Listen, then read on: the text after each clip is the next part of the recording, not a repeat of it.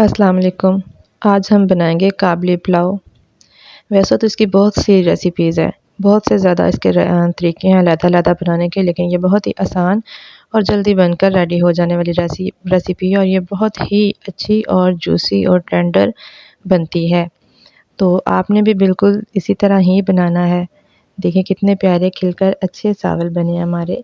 और जो है ना, चलिए अब अपनी रेसिपी बनाना स्टार्ट करते हैं। तो सबसे पहले हम एक अच्छा, इसमें बहुत ज़्यादा जो है ना स्पाइसेस नहीं आपने ऐड करने दूसरे चावलों की तरह।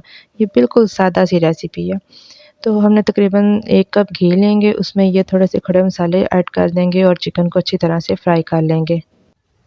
अच्छा, इस बात का आपने ख़्याल रखना है कि चिकन के पीस जितने बड़े होंगे ना, तो वो उतने ही अच्छे बनेंगे, यानी कि ये पुलाव उतना अच्छा बनेगा।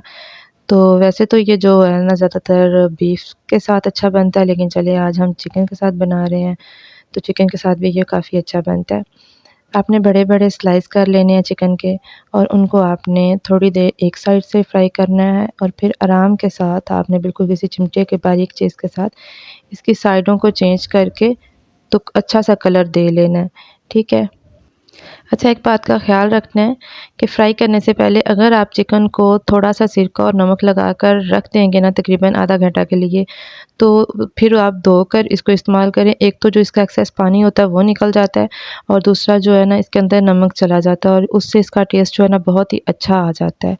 तो अगर आप भी इस तरह कर लें तो वो ज़्यादा अच्छी बात है। मैं इसको रिकॉर्ड नहीं कर सकी, तो ये धोने के बाद फिर आपने इसको फ्राई करना है और इतना इसको कलर देना है, बहुत ज़्यादा इसको हार्ड नहीं कर देना आप लोगों ने।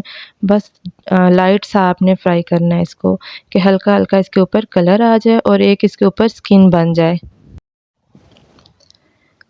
तो इधर हमारा चिकन जो है वो फ्राई हो रहा है, तो साथ में हम दूसरा जो है ना एक प्याज़ ले लेंगे। एक दरमियाने साइज़ की प्याज़ तकरीबन काफ़ी होती है, क्योंकि इसको बहुत ज़्यादा तो कलर हमने नहीं देना, लाइट सा इस पे कलर होता है।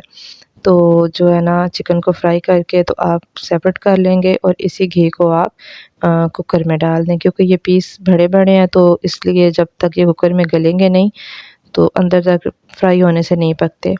तो आपने उसी घी को पीस निकाल के चिकन के अलहदा कर लेने हैं और घी को आपने कुकर में डाल के तो उसमें एक दरमियाने साइज़ का जो प्याज़ है ना उसको आपने लाइट ब्राउन कर लेना है।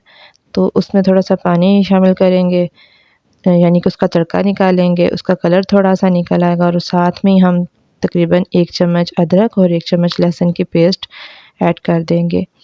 तो थोड़ी-सी सब्ज़ मिर्चें, अच्छा इसमें ना सुर्ख मिर्च नहीं जाएगी, लेकिन मैं थोड़ी-सी ऐड कर रही हूँ क्योंकि मेरे घर वालों को पसंद है, तो इसलिए मैं ऐड कर रही हूँ। आपने अगर करनी है तो करें, ये ऑप्शनल है। तो नहीं तो सिर्फ़ इसमें जो है ना काली मिर्च और सब्ज़ मिर्च ही डलती है।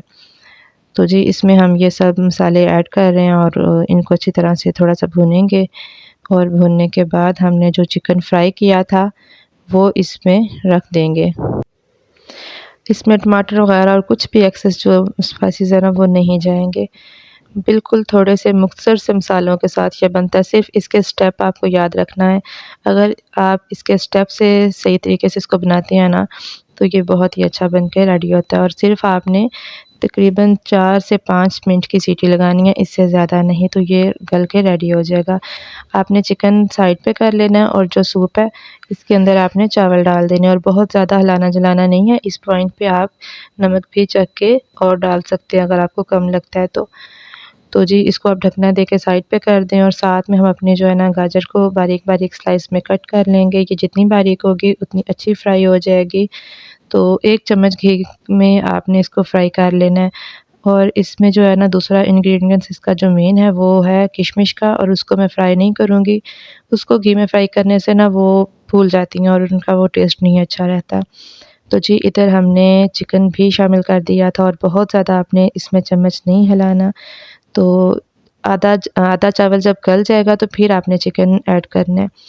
तो ऊपर लगाकर उसके बाद हम अभी अपनी गाजर फैला देंगे जो हमने फ्राई की थी और अच्छी तरह से फैलाने के बाद हल्का-सा हल्के हाथ से जिस तरह मैं चम्मच हिला रही हूँ बिल्कुल इसी तरह आपने इसको हल्का-सा हिलाना है, क्योंकि कुछ ये जो गाजर है ना इसके अंदर चली जाए और ये अच्छी तरह से गल भी जाए।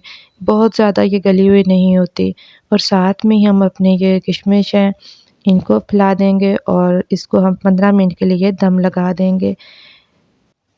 अच्छा, इसके नीचे आपने दम तवे पे रख के लगाना है और 15 से मिनट के बाद आपने आँच बंद करके 5 मिनट के लिए ऐसे ही पड़ा रहने दें।